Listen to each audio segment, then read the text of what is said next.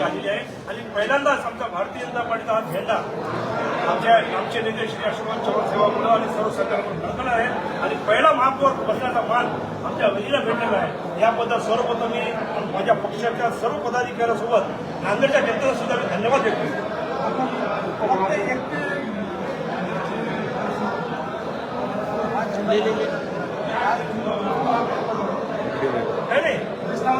बघा 45 नगरसेवक म्हणजे फक्त भारतीय जनता पार्टीचा कमळाचा फुलावर निवडून आलेला आहे। हे कुणी इतर पक्षाचा किंवा इतर निशाण नाही, म्हणजे आम्ही एकत्र कुटुंब आहोत। 45 इथं नवीन मुलांना काही वाद नाही आणि आपण जे म्हणतात हे तर पूर्ण सिंबल कमळचं फुलाचे होतं 45 ते 45 आणि पूर्ण भाजपच झाले ना, हे भाजपच फक्त झाले माननीय अशोकराव चव्हाण साहेब, बोपचडे साहेब आणि नांदेडच्या जनतेमुळे। विरोधी पक्ष नेते आता महापौरपदी निवड होईल,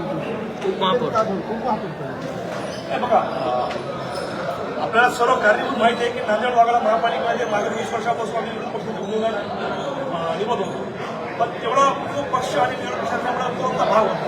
पण यावेळेस आम्ही सत्तेमध्ये आहोत, भारतीय जनता पार्टी केंद्रात सत्तेमध्ये आहे, भारतीय जनता पार्टी महाराष्ट्र सत्तेमध्ये आहे, तर आम्ही विकासाचा हात पुढे घेऊन जाऊ आणि आमचं विजन ठरलेलं आहे।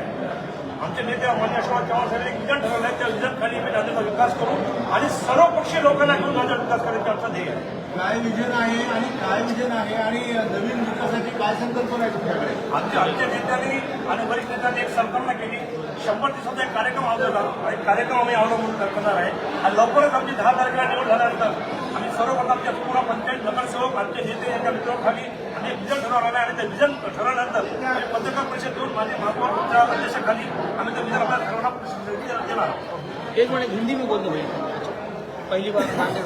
हाँ दीपक भैया, सबसे पहले सभी नांदेड़ की जनता को जय श्री राम।